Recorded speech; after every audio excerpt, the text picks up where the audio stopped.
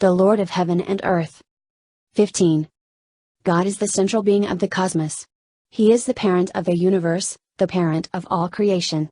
God is the creator who will surely bring his purpose to pass. The true parents on earth are the ancestors of humankind. They are the ones who inherit the parental heart of the Creator and give birth to humankind on this earth. From this perspective, we find three sets of parents in the cosmos: the eternal heavenly parent, the true parents on this earth, and the parents in our families. What do these parents pursue in their public life? Not money or material things, not knowledge or power. They live with love as their center. God, true parents on earth, and the parents in the family are the owners whose governance is based on love. 16. To humankind, God is the parent and King of kings, as well as the center of all things of creation. Hence, he is to lead and guide filial sons and daughters, patriots, and saints who represent the world.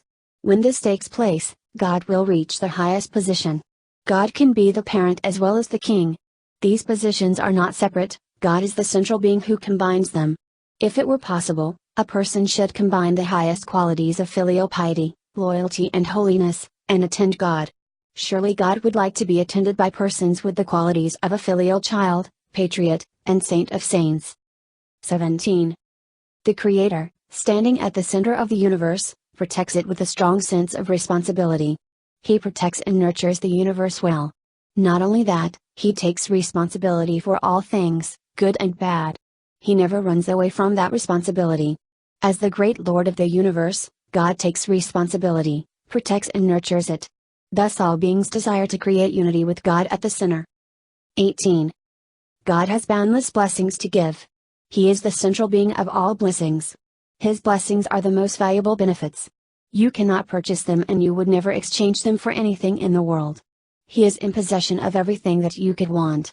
What he possesses is more precious than your beloved wife, more valuable than your father and more precious than the sons and daughters whom you love with your life.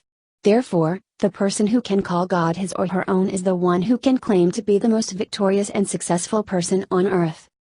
19. God is the Lord of heaven and earth. He possesses the highest ideal, he is the standard around which our motivation and purpose converge.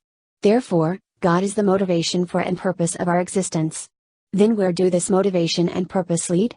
God's motivation is to have a family that centers on his will, a family that can fulfill his purpose for the world.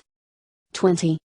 God is absolute, omniscient and omnipotent, hence, space and time do not restrict him, he transcends them.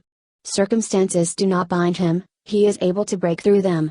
If such a God still has an unresolved hope that he has been pursuing until now, that hope cannot be for himself. His hope is for nothing other than to recover humanity as his children. He cannot fulfill that hope by himself. Human beings have to resolve this and then return to God. 21. We are not the origin. Our life did not originate with our parents, society, people or nation, but with the one transcendent origin, namely, the absolute being, God. Hence, we need to connect our life to the transcendent and absolute cause. This connection should not derive from a particular time, environment or social condition.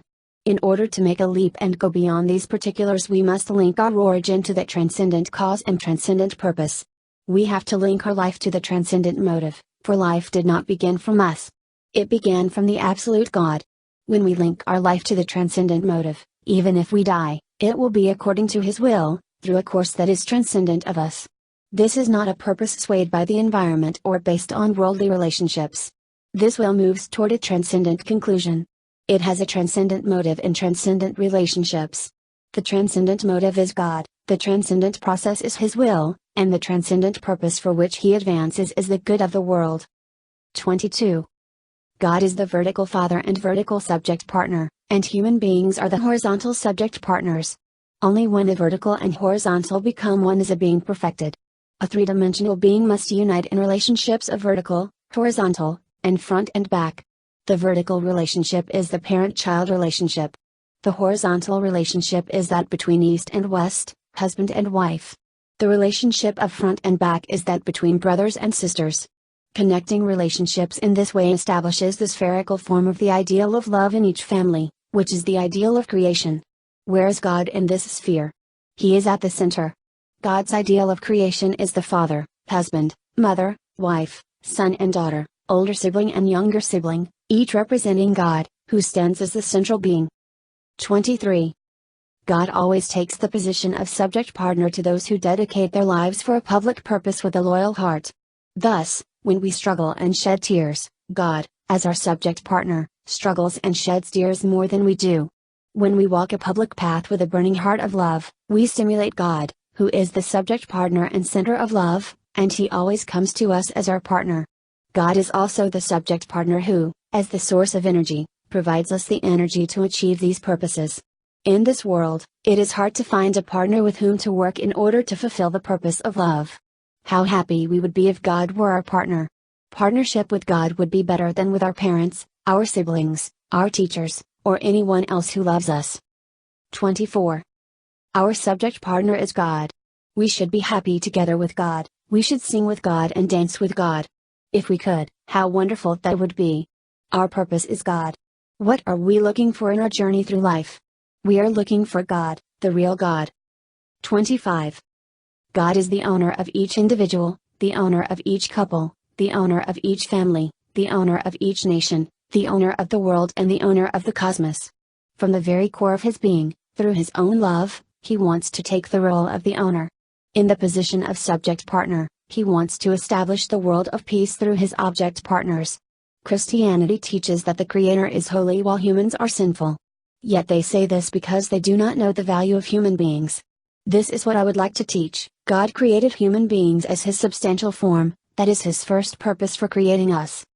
26. God is the most public-minded of subject partners.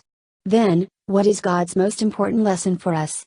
It is that we should devote ourselves at the risk of our lives for His sake. That is even better than working for a public mission for the world. The one who puts his life on the line is the superior person. Therefore, the Bible says, "You shall love the Lord your God with all your heart, and with all your soul, and with all your mind." This is the first and greatest commandment. Matt.